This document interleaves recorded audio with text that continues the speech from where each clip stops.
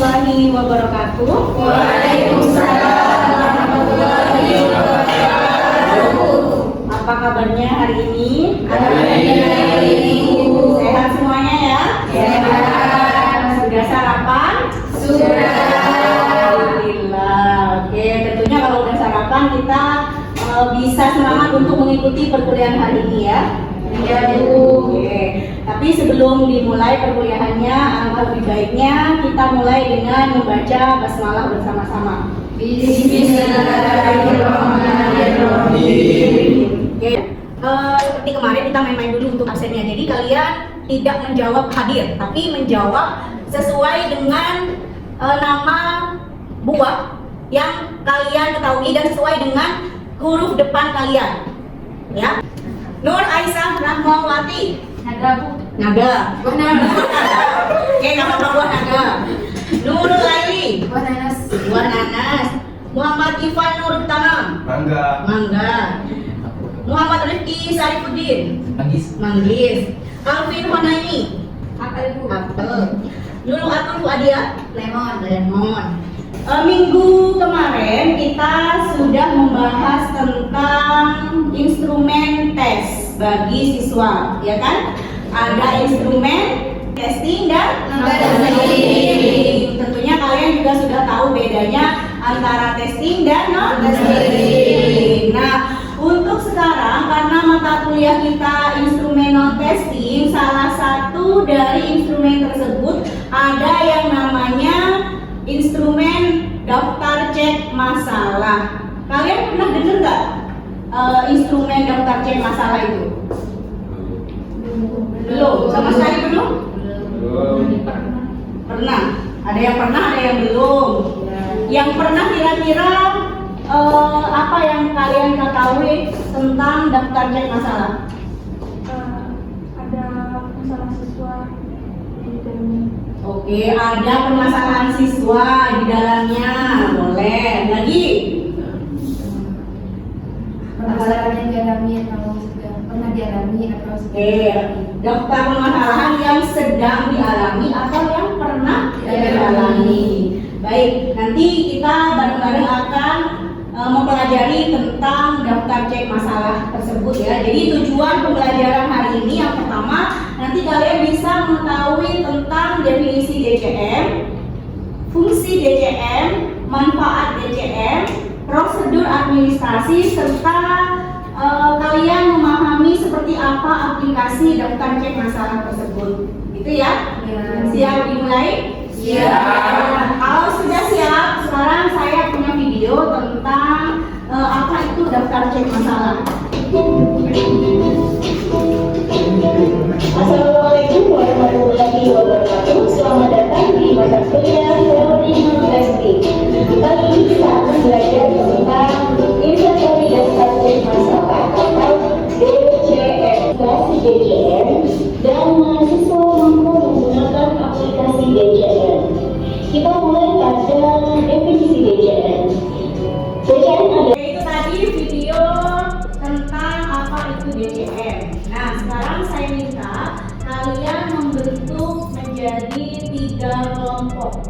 Nanti sambil berdiskusi, kalian silahkan menjawab pertanyaan yang ada di lembar kerja ini.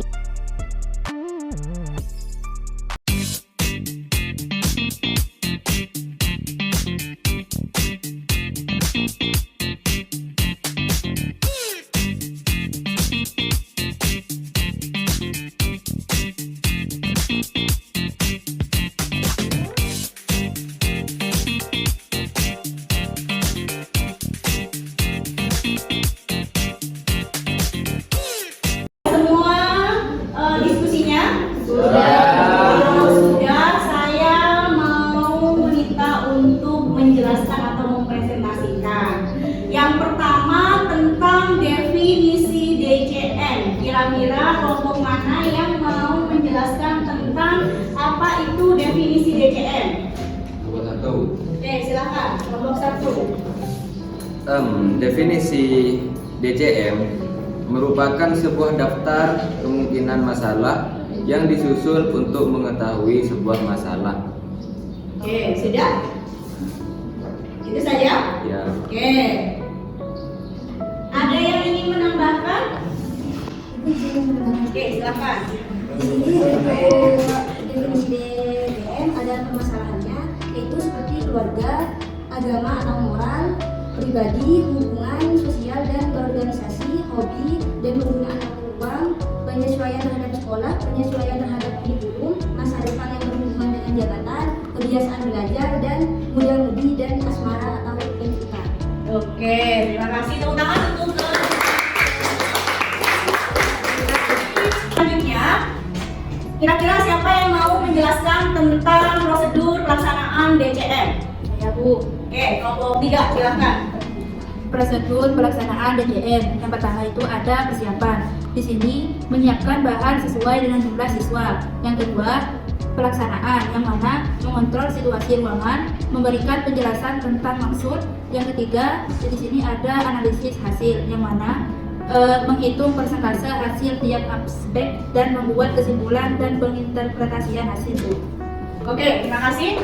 Kira-kira dari penjelasan tersebut, adakah yang ingin ditanyakan atau ada yang masih membingungkan tentang DCM ini? Ada Ibu. Oke, silakan Sony. Mengapa pada daftar DJM ada item agama dan moral?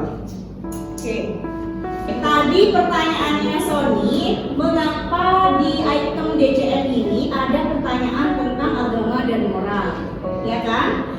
Salah satu pertanyaannya ada tentang saya merasa tidak berkewajiban untuk menghormati tiap-tiap agama. Setuju tidak dengan pernyataan ini?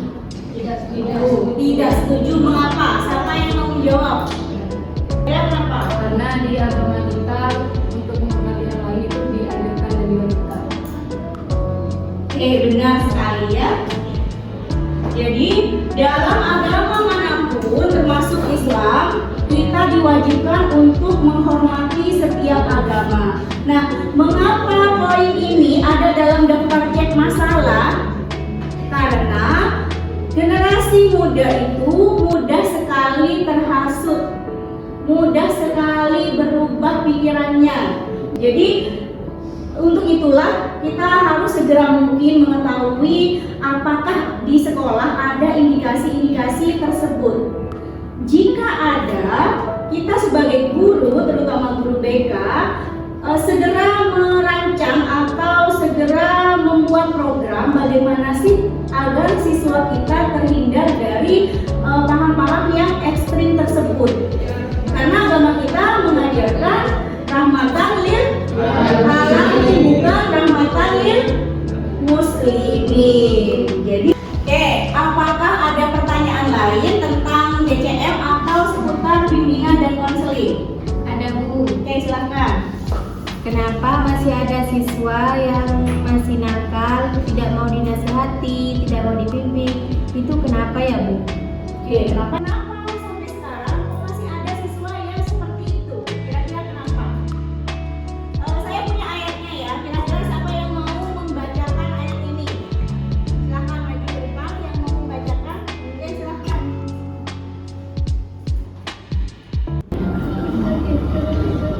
أعوذ بالله من الشيطان الرجيم. بسم الله الرحمن الرحيم. ذلك بأن الله لم يكن مغيرا نعمة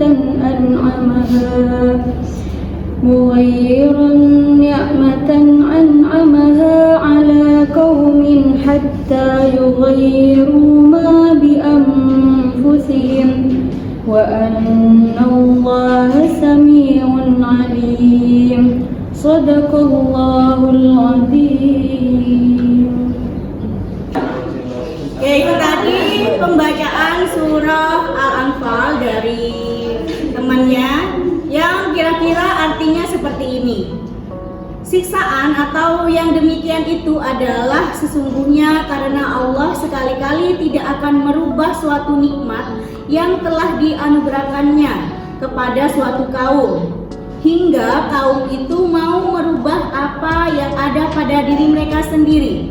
Dan sesungguhnya Allah Maha mendengar lagi Maha mengetahui. Jadi kira-kira kalau dihubungkan dengan pertanyaan tadi, mengapa di sekolah masih ada siswa yang punya predikat nakal, suka membolos? Padahal guru BK sudah memberikan layanan atau memberikan nasihat atau memberikan konseling agar siswa itu mau berubah.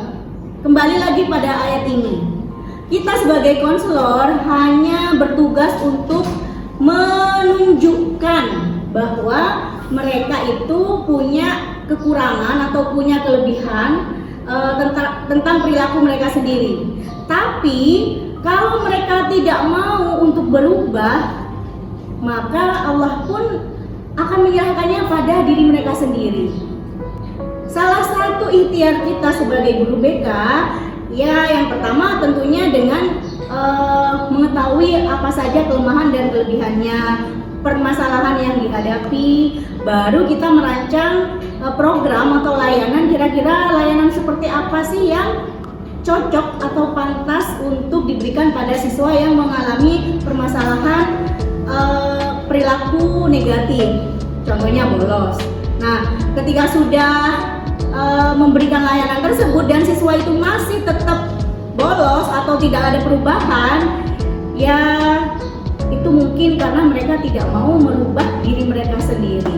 Tapi di hati kalian masih ada perasaan gimana ya agar siswa itu bisa kita tangani, atau layanan apa ya yang tepat untuk diberikan kepada siswa di sekolah.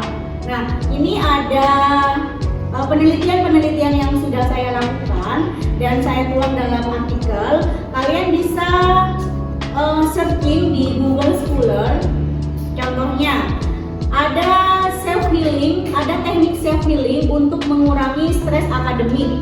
Jadi misalnya dari hasil need assessment atau dari hasil DCM itu diketahui bahwa permasalahan yang paling tinggi adalah masalah belajarnya. Nah, guru BK wajib memberikan layanan yang tepat untuk menurunkan atau mengatasi permasalahan akademik siswa. Salah satunya dengan self healing. Nah, seperti apa itu self healing? Kalian bisa cari di Google Scholar saya dan bisa membaca artikel-artikel yang ada di sana ya, seperti yang tadi mengetahui apa itu definisi DCM, kemudian manfaat DCM, sekaligus prosedur pelaksanaan administrasi DCM, melengkapi data, kemudian bisa untuk membuat program BK dan bisa segera memberikan pelayanan atau tindakan bagi siswa yang kemungkinan mengalami permasalahan di bidang tertentu. Gitu ya. Baik, saya rasa untuk perkuliahan kali ini cukup sampai di sini. Jangan lupa minggu depan kita akan membahas tentang study habit. Tapi sebelum membahas study habit, saya minta nanti kalian di rumah belajar untuk menyebarkan inventory daftar cek masalah, dan kalian belajar mandiri untuk menjadi tester pelaksana DCM. Dan kalian juga, saya nanti berikan link untuk mengakses aplikasi DCM yang berbentuk Excel. Kalian bisa belajar sendiri bagaimana cara menganalisis hasil dari instrumen DCM yang sudah disebarkan. Ucapkan terima kasih sudah semangat, sudah mau bekerja sama dalam kelompok, dan sudah mau sharing tentang pengalaman kalian selama ini. Sebelum kita akhiri, marilah kita semua membaca doa kafaratul majelis bersama-sama. Bismillahirrahmanirrahim. Subhanallahumma wa bihamdika asyhadu an la ilaha illa anta astaghfiruka wa atubu ilaik. Terima kasih. Wassalamualaikum warahmatullahi wabarakatuh.